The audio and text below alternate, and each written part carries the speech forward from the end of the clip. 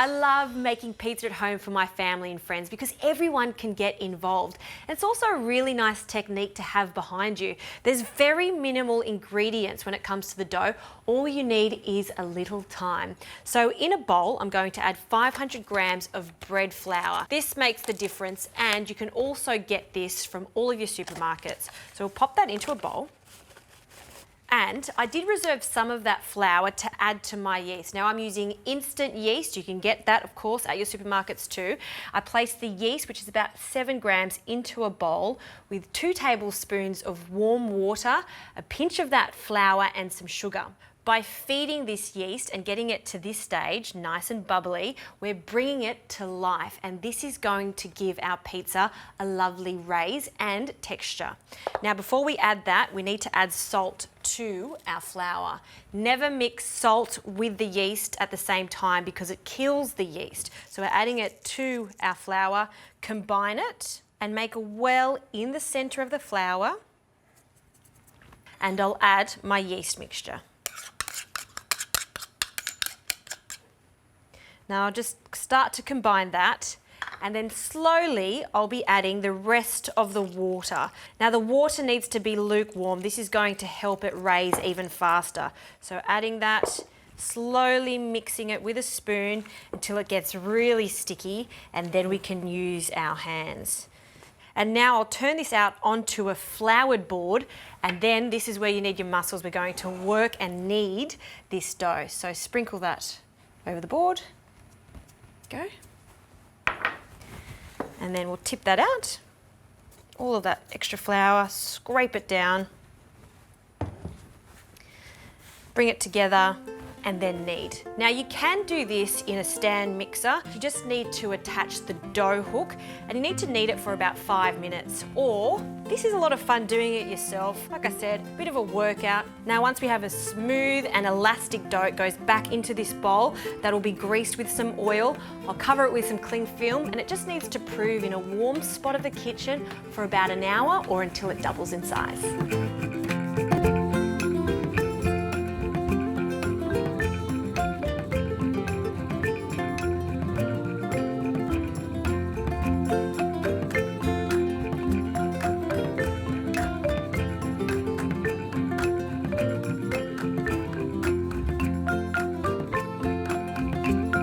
Now the dough is proving nicely at the back there, but I want to get a quick sauce made. So this is just 1 can of whole peeled tomatoes. What I like to do is just squish them with my hands. So once it's crushed into small little pieces, I'll just wipe my hands.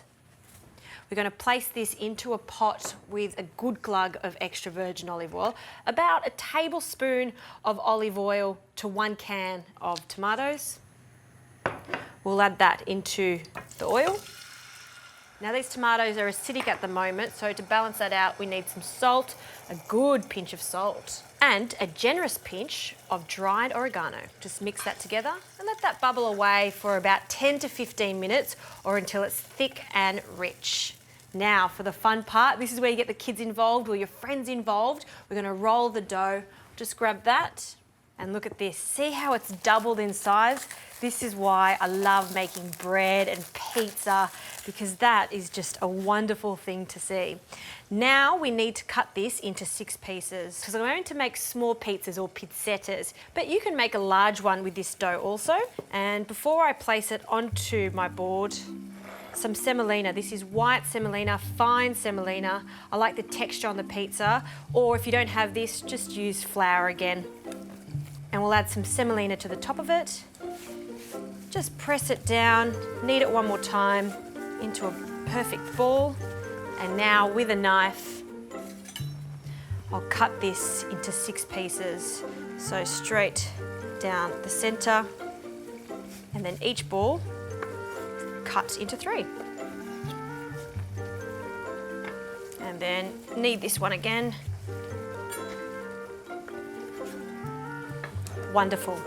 Now we need to make individual pizzas, so knead each piece of dough, and then with a rolling pin, I'm going to roll that out, turn it and roll again. These aren't perfect circles, and that's how I like it. I like the rustic look. These go onto a tray, so a large tray that fits into the oven. Some extra virgin olive oil onto the tray, and just use your hands to spread that out. Then the first one goes on. Now I'll continue making these pizzettas. We'll also keep cooking this sauce, and then we can top them.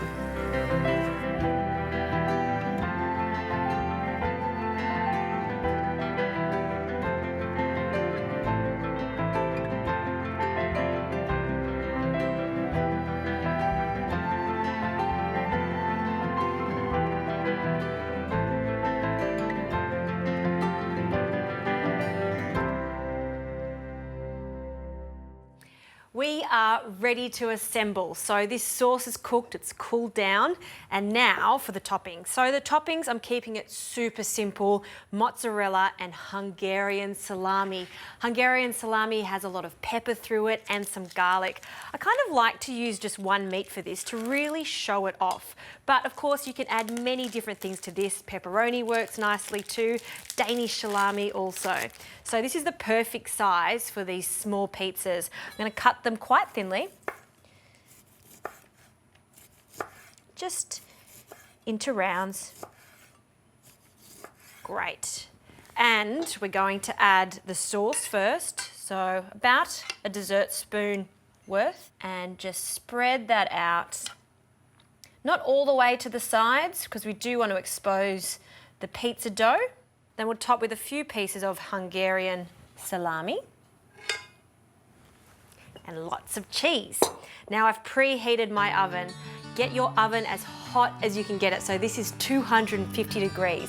And these go into the oven for about 6 to 8 minutes, or until the crust is golden and this mozzarella has melted.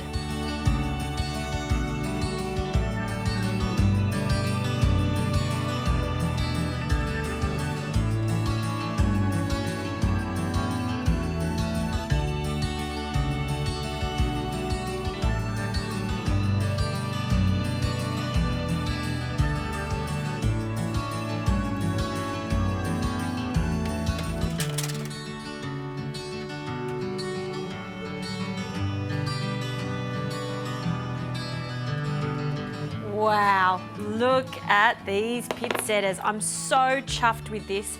Perfectly melted, smells fantastic because of that Hungarian salami. I'm gonna take this little one off, still piping hot.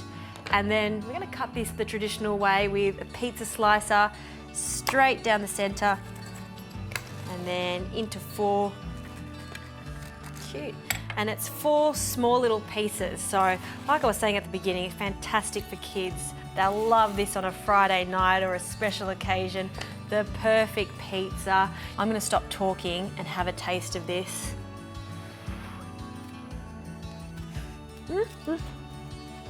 Piping hot, cheesy, saltiness from the salami. That is heaven right there. So good.